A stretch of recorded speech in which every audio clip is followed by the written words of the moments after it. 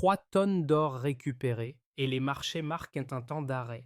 Les modèles extérieurs annonçaient un effondrement rapide, mais les données mesurées sur le terrain montrent autre chose.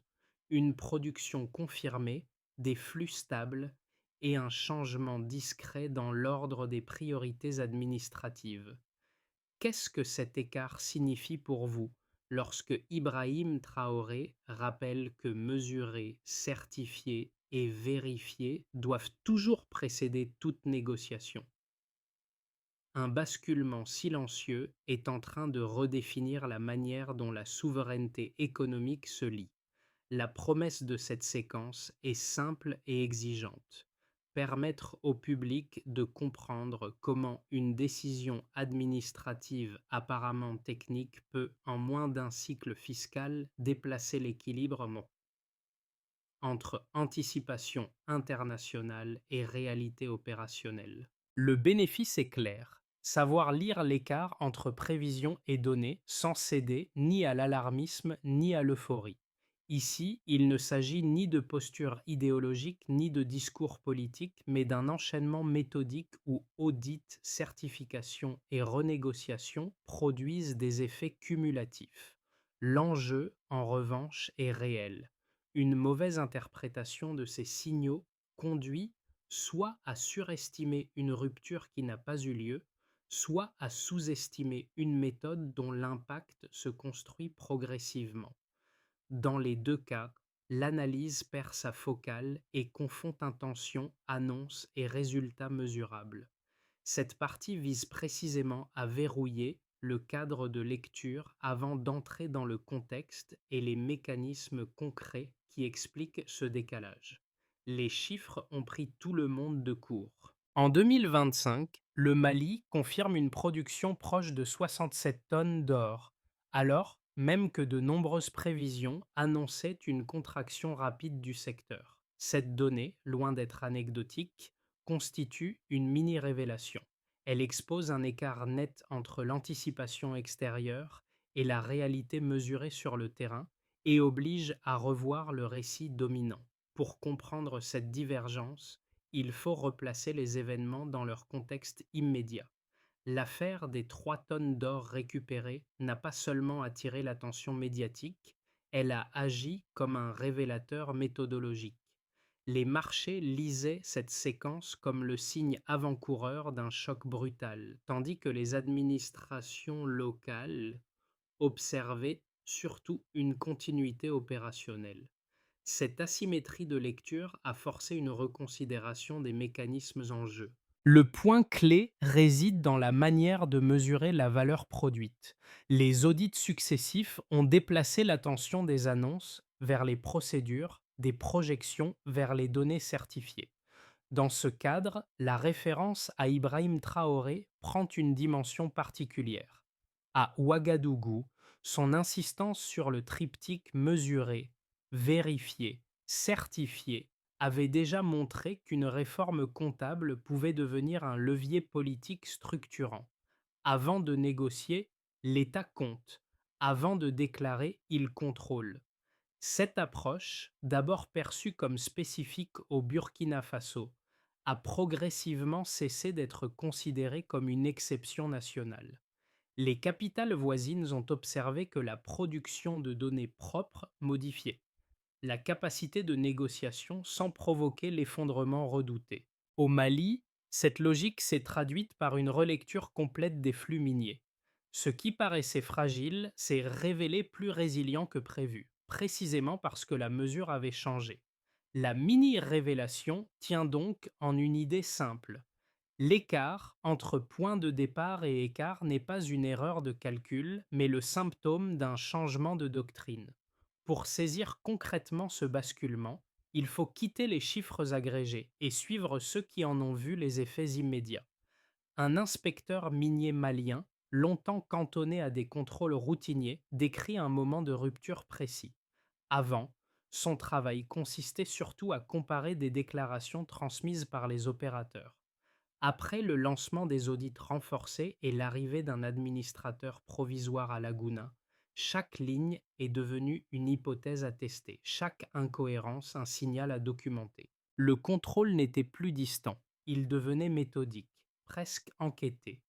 Un second parcours éclaire un autre versant de la transition. Le dirigeant d'une petite entreprise locale de maintenance industrielle explique comment son activité a changé en quelques mois. Autrefois relégué à des contrats secondaires, son équipe a été sollicitée pour remplacer des prestataires étrangers en retrait.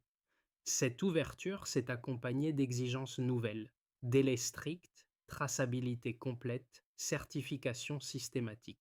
Le changement n'a pas seulement créé des opportunités, il a relevé les standards de travail. Ces expériences individuelles convergent vers un même constat. La reconfiguration en cours ne s'est pas imposée par une annonce spectaculaire, mais par l'accumulation de gestes précis qui ont déplacé le centre de gravité opérationnel. Les audits renforcés, les contrats réalloués et les procédures clarifiées ont produit des effets visibles bien avant d'être pleinement commentés dans les cercles internationaux. Et c'est là l'essentiel. Lorsque la méthode transforme le travail quotidien, la doctrine cesse d'être abstraite. Avant l'activation du processus, la lecture dominante était presque mécanique. Les marchés anticipaient une fragilité croissante, les administrations locales étaient perçues comme réactives plutôt que structurantes, et la production minière semblait dépendre d'arbitrages décidés ailleurs. Après l'activation, le cadre s'est déplacé. Une décision administrative précise, l'imposition d'un administrateur provisoire et le déclenchement d'audits systématiques ont inversé l'ordre des priorités. Mesurer d'abord, interpréter ensuite. Le moment d'activation s'est matérialisé par une série de gestes concrets. Les équipes d'audit ont commencé à examiner les déclarations ligne par ligne, mettant en évidence des exemptions fiscales héritées, des sous-déclarations récurrentes et des mécanismes de transfert de prix insuffisamment documentés. Chaque correction n'était pas un événement isolé, mais un élément d'une chaîne cumulative. Les opérateurs ont dû fournir des justificatifs plus détaillés, les administrations ont renforcé leur capacité de vérification et la production de données est devenue un objectif en soi. Ce déplacement a immédiatement modifié la perception du risque. Là où l'on attendait une rupture, on observait une continuité encadrée. Le moment charnière n'a pas pris la forme d'une annonce spectaculaire. Il est survenu lorsque les chiffres opérationnels ont commencé à contredire ouvertement les projections alarmistes. La confirmation d'une production maintenue puis stabilisée a agi comme un révélateur. Les flux ne se sont pas interrompus, les salaires ont continué d'être versés et les chaînes logistiques se sont adaptées sans s'effondrer. À ce moment précis, la méthode a cessé d'être interprétée comme une contrainte transitoire pour devenir un paramètre structurant du secteur. C'est dans ce point de bascule que l'influence régionale devient lisible.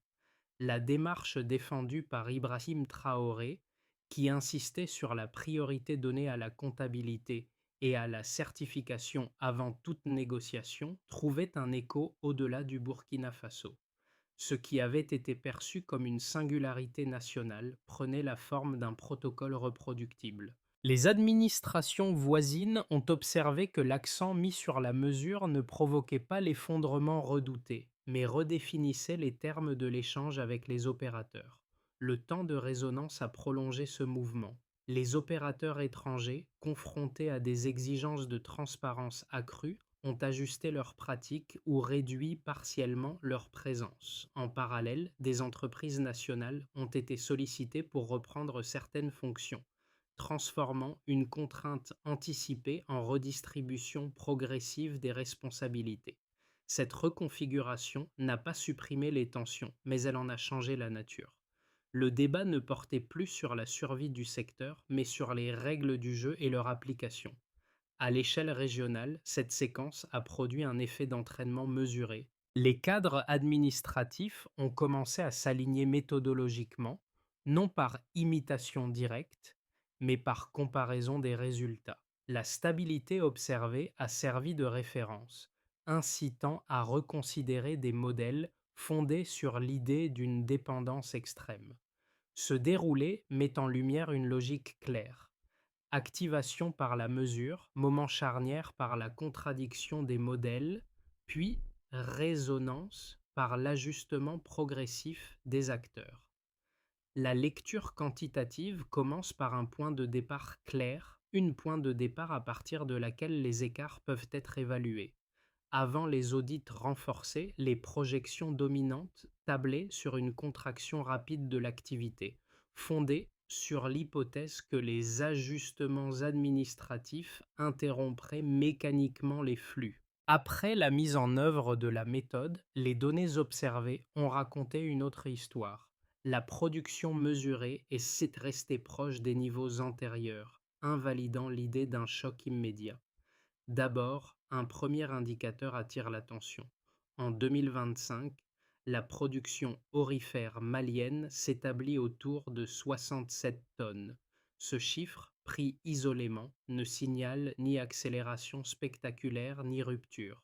Sa portée tient ailleurs. Il contredit frontalement les scénarios d'effondrement et montre que les audits et les contrôles n'ont pas paralysé l'extraction. La production a continué parce que les procédures ont clarifié les flux au lieu de les bloquer. En d'autres termes, mesurer n'a pas ralenti l'activité, cela l'a rendue lisible. Ensuite, une deuxième mesure vient compléter ce tableau. Sur une période de 2 ans, la production affiche une progression d'environ 12%. Cette hausse modérée ne relève pas d'un effet d'aubaine conjoncturelle. Elle indique une réorganisation progressive des pratiques déclaratives et opérationnelles. Les opérateurs ont ajusté leurs documents, les administrations ont affiné leurs outils de suivi et l'ensemble du système a gagné en cohérence. Le écart observé ne traduit pas une expansion forcée, mais une réduction des angles morts qui affectaient auparavant la lecture des volumes réels. Enfin, un troisième repère permet de comprendre ce qui se joue sur le terrain. Dans certaines zones minières, l'emploi a augmenté d'environ 15% sur l'année. Cette évolution ne concerne pas l'ensemble du secteur, mais elle éclaire un mécanisme précis. Le retrait partiel de prestataires étrangers n'a pas créé de vide immédiat. Il a ouvert des espaces pour des entreprises locales capables de répondre à des exigences accrues de traçabilité et de certification. Le marché du travail a ainsi absorbé une partie de la transition, transformant une contrainte anticipée en ajustement progressif. Pris ensemble, ces trois chiffres dessinent une trajectoire cohérente. Aucun ne prouve une rupture radicale. Tous convergent vers une stabilisation méthodique. C'est cette convergence qui oblige à revoir les cadres d'analyse fondés sur la fragilité structurelle. Les modèles pessimistes auraient supposé une dépendance extrême aux décisions extérieures. Les données observées montrent une capacité d'adaptation plus élevée que prévue. À ce stade, la référence à Ibrahim Traoré éclaire la logique sous-jacente. Sa méthode, centrée sur la priorité donnée à la comptabilité et à la certification, ne cherche pas à produire un chiffre spectaculaire, mais une série de écarts vérifiables. La souveraineté ne se manifeste pas par un indicateur unique, mais par la répétition de corrections mesurables. À mesure que ces écarts s'accumulent, la gouvernance gagne en prévisibilité et les anticipations extérieures perdent leur monopole narratif. Les critiques du modèle sahélien avancent d'abord un argument solide, centré sur l'investissement. Selon eux, la multiplication des audits et la révision des accords augmenteraient l'incertitude réglementaire, ce qui pèserait mécaniquement sur l'attractivité du secteur minier. Les infrastructures exigeant des capitaux lourds, des compétences spécialisées et une continuité logistique élevée. Dans cette lecture, toute modification des règles du jeu, même progressive, risquerait de décourager les opérateurs internationaux et de réduire les capacités techniques disponibles localement. Un second argument, tout aussi structuré, porte sur la continuité opérationnelle. Les opposants estiment qu'une pression administrative accrue peut désorganiser Les chaînes de production. Le retrait partiel d'acteurs étrangers pourrait entraîner des ruptures de maintenance, des retards d'approvisionnement et une baisse de productivité. À leurs yeux, l'incertitude générée par les audits pèserait davantage que les bénéfices attendus de la souveraineté comptable, créant un climat peu compatible avec des engagements industriels de long terme. Ces deux arguments méritent d'être pris au sérieux. La réponse ne consiste pas à les balayer, mais à les confronter aux données observées. Jusqu'ici, malgré les ajustements contractuels et les contrôles renforcés, la production ne s'est pas effondrée. Les flux ont été maintenus, les opérations se sont adaptées et les chaînes logistiques ont absorbé une partie des changements sans rupture visible. Cela ne signifie pas que le risque a disparu, mais qu'il ne s'est pas matérialisé sous la forme annoncée. Sur le plan opérationnel, les indicateurs d'emploi local et de continuité des activités suggèrent une reconfiguration plutôt qu'une désorganisation. Les responsabilités ont été déplacées, certaines fonctions ont été reprises par des acteurs nationaux, et les exigences de traçabilité ont relevé les standards sans interrompre l'activité. La transition demeure exigeante, mais elle n'a pas produit le chaos anticipé. Ainsi, le débat se déplace. Il ne s'agit plus d'opposer souveraineté et marché, mais d'évaluer dans quelle mesure une méthode fondée sur la mesure et la cohérence peut réduire l'incertitude plutôt que l'amplifier. La critique conserve une validité théorique. Les données invitent à une lecture plus nuancée. Ce point médian clarifie ce qui s'est réellement déplacé depuis le début de la séquence. Jusqu'ici, le débat opposait rupture et continuité, comme si l'espace sahélien devait choisir entre confrontation frontale et dépendance prolongée.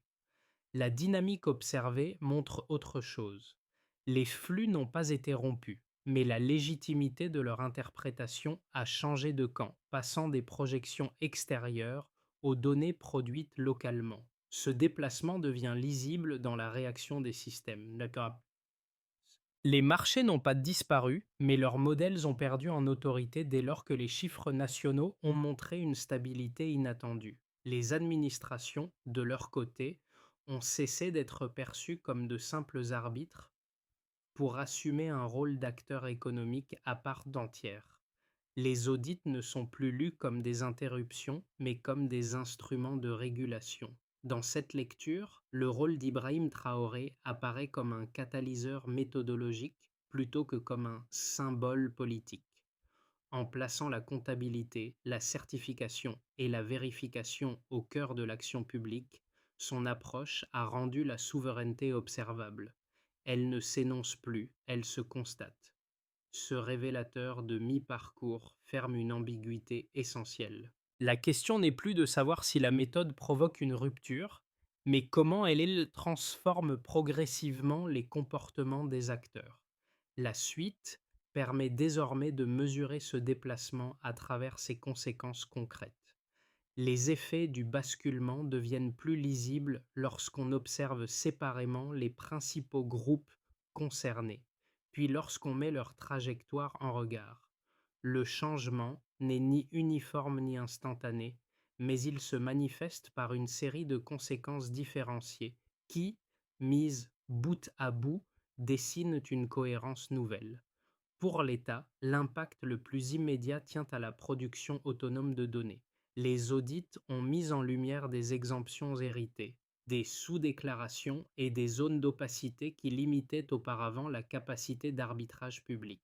En certifiant les volumes et en publiant des résultats plus réguliers, l'administration gagne en crédibilité opérationnelle. Cette maîtrise progressive des chiffres renforce la position de négociation sans provoquer la rupture encore annoncée, comme l'illustre la stabilité observée des flux miniers. La souveraineté cesse d'être déclarative pour devenir mesurable. Pour les entreprises, la transition s'est traduite par une redistribution des responsabilités. Les opérateurs internationaux ont dû adapter leurs pratiques documentaires et accepter des exigences accrues de traçabilité.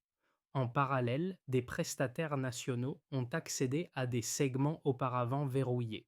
Cette recomposition impose des standards plus élevés, mais elle ouvre aussi des marges nouvelles. L'activité ne disparaît pas, Elle se réorganise autour de règles plus lisibles, ce qui modifie la hiérarchie des acteurs sans interrompre la production. Pour les ménages, l'effet le plus tangible a été la continuité inattendue des opérations. Contrairement au scénario de choc, les extractions se sont poursuivies et les salaires ont continué d'être versés. Dans certaines communes minières, l'augmentation de l'emploi a atténué l'incertitude quotidienne. Cette stabilité relative a modifié la perception locale du risque. La réforme n'apparaît plus comme une menace abstraite, mais comme une variable compatible avec la vie économique ordinaire. À l'échelle régionale, enfin, la conséquence majeure réside dans l'alignement méthodologique. Les administrations voisines ont observé que la stabilité malienne contredisait les prévisions alarmistes et elles ont commencé à ajuster leur propre cadre de contrôle. Dans ce mouvement, l'approche portée par Ibrahim Traoré fonctionne comme un repère. La priorité donnée à la comptabilité et à la certification devient un langage commun capable de synchroniser des initiatives nationales sans les uniformiser. Les comparaisons remplacent les spéculations et les résultats observés pèsent davantage que les discours. Pris ensemble, ces effets dessinent une géométrie nouvelle. L'État gagne en lisibilité, les entreprises en responsabilité, les ménages en prévisibilité et la région en cohérence. Aucun groupe n'enregistre un bénéfice spectaculaire isolé. Tous participent à une stabilisation cumulative.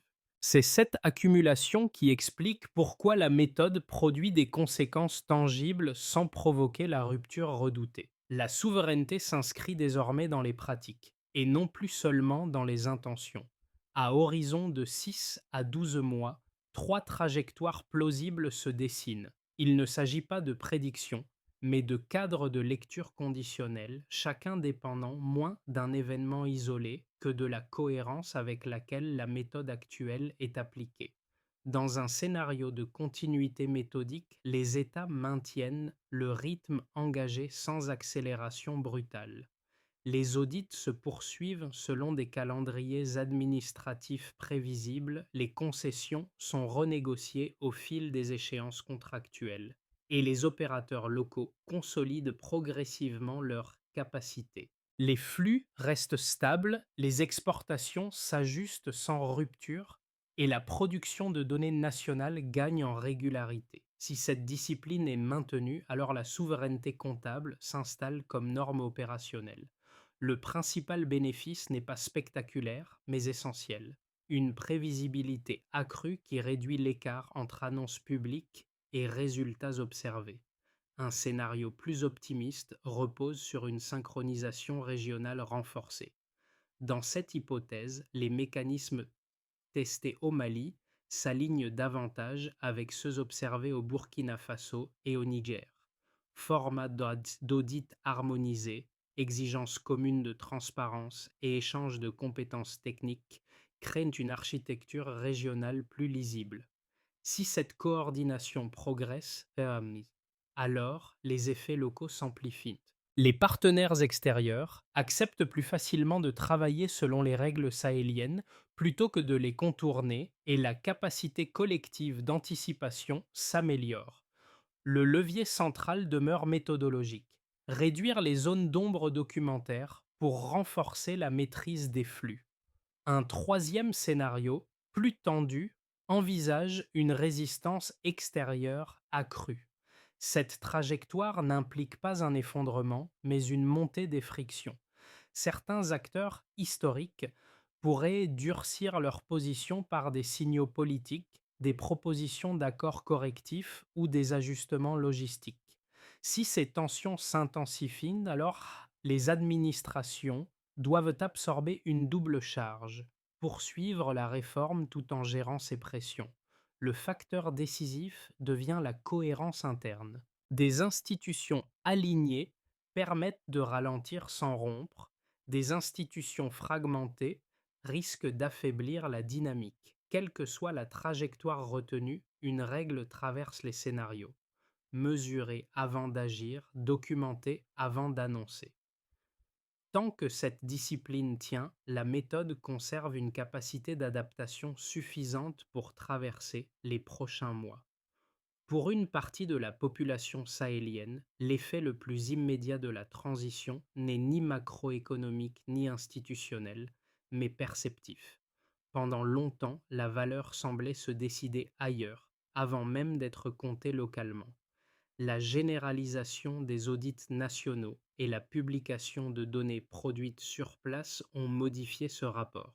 La souveraineté devient observable, presque tangible, parce qu'elle repose sur des procédures visibles plutôt que sur des déclarations abstraites.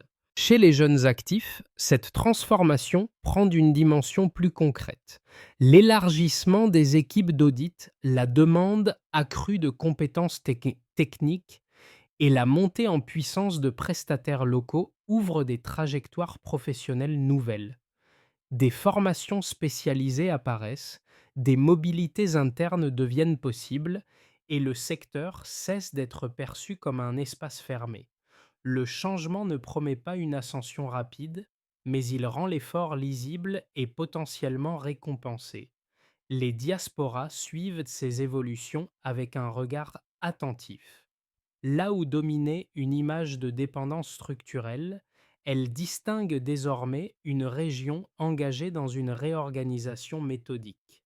Cette lecture modifie subtilement le lien affectif au territoire d'origine. La résignation cède la place à une curiosité active, nourrie par la comparaison entre projections extérieures et résultats observés. Dans les centres urbains, enfin, la lisibilité des décisions publiques joue un rôle central.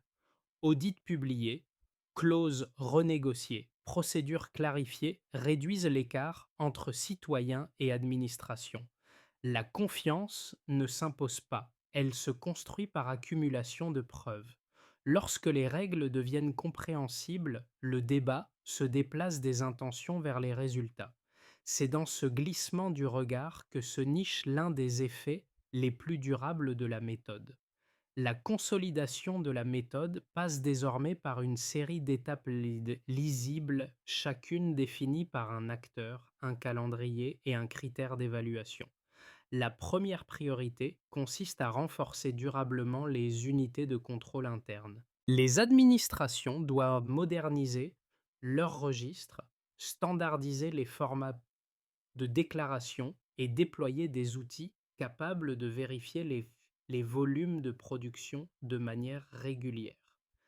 L'indicateur de suivi est précis. Réduire progressivement l'écart entre les données déclarées par les opérateurs et les chiffres certifiés par l'État. La deuxième étape concerne la formation. Sans compétences locales solides, la méthode s'essouffle. Les États doivent investir dans des filières techniques et professionnelles dédiées à l'audit, à la certification et à l'analyse minière. Le critère de réussite devient alors la part croissante d'inspections réalisées sans assistance extérieure. Plus cette proportion augmente, plus la souveraineté comptable gagne en profondeur opérationnelle. Troisièmement, la synchronisation régionale doit être organisée. L'alignement des formats d'audit, le partage de données clés et la constitution d'équipes conjointes permettent de transformer des initiatives nationales en dynamiques cohérentes. À ce niveau, l'expérience burkinabé portée par Ibrahim Traoré sert de référence méthodologique plutôt que de modèle figé. Il ne s'agit pas de reproduire à l'identique, mais d'adapter une logique fondée sur la mesure et la vérification. Enfin, la publication régulière des résultats constitue une étape décisive. Audits rendus publics, clauses renégociées documentées et procédures clarifiées stabilisent la confiance interne et limitent les interprétations arbitraires. L'indicateur final est simple: la régularité et la lisibilité des rapports accessibles au public. Pris ensemble, ces axes transforment une doctrine en système vérifiable. Chaque progrès peut être mesuré, comparé et discuté, ce qui ancre durablement la méthode dans les pratiques plutôt que dans les intentions. Lorsque l'on revient aux premières scènes, une image s'impose à nouveau, celle des inspecteurs dont le travail a cessé d'être une formalité administrative. Dans des bureaux modestes, registres ouverts et chaque ligne est désormais lue comme un enjeu. Ce geste répété, discret, éclaire la portée réelle de la transition. Ce sont ces pratiques quotidiennes, bien plus que les annonces, qui ont donné corps à une doctrine longtemps perçue comme abstraite. Dans ce mouvement, la place d'Ibrahim Traoré apparaît sans emphase héroïque. Son apport tient à une intuition simple mais structurante. La souveraineté commence par la capacité à mesurer ce que l'on produit. En plaçant la comptabilité, la certification et la vérification au centre de l'action publique, il a déplacé le débat des intentions vers les procédures. Ce principe, observé à Ouagadougou, a trouvé des prolongements au Mali et au Niger, non par imitation politique, mais par cohérence méthodologique. Les populations regardent désormais ces évolutions avec une attention nouvelle. Les discours comptent moins que les chiffres publiés, les promesses pèsent moins que les résultats vérifiés. Cette attente patiente marque une rupture silencieuse avec un passé où la valeur semblait toujours décidée ailleurs. La précision, ici, a redéfini l'équilibre. À ce stade, la transition sahélienne ne se réduit plus à un dossier technique ni à un débat réservé aux spécialistes. Elle devient un espace de discussion collective où institutions, acteurs économiques et citoyens observent les mêmes données et en tirent des lectures parfois différentes. Cette pluralité n'est pas un signe de faiblesse. Elle indique qu'un modèle est désormais suffisamment lisible pour être interrogé, comparé et discuté. La souveraineté qui se construit par la mesure et la constance des pratiques ne demande pas une adhésion immédiate. Elle appelle l'examen critique, la mise en perspective et le dialogue. Certains y verront une stabilisation prudente, d'autres une reconfiguration plus ambitieuse, d'autres encore une transition inachevée. Ces lectures peuvent coexister tant qu'elles s'appuient sur des éléments vérifiables plutôt que sur des projections abstraites. C'est dans cet échange raisonné que la méthode trouve sa portée durable. Comprendre comment une région redéfinit progressivement ses règles sans rompre brutalement avec ses partenaires permet aussi d'éclairer d'autres transformations en cours ailleurs dans le monde. La question reste donc ouverte et elle s'adresse à vous. Comment évaluez-vous une souveraineté qui se construit moins par le discours que par la précision des chiffres et la répétition des pratiques?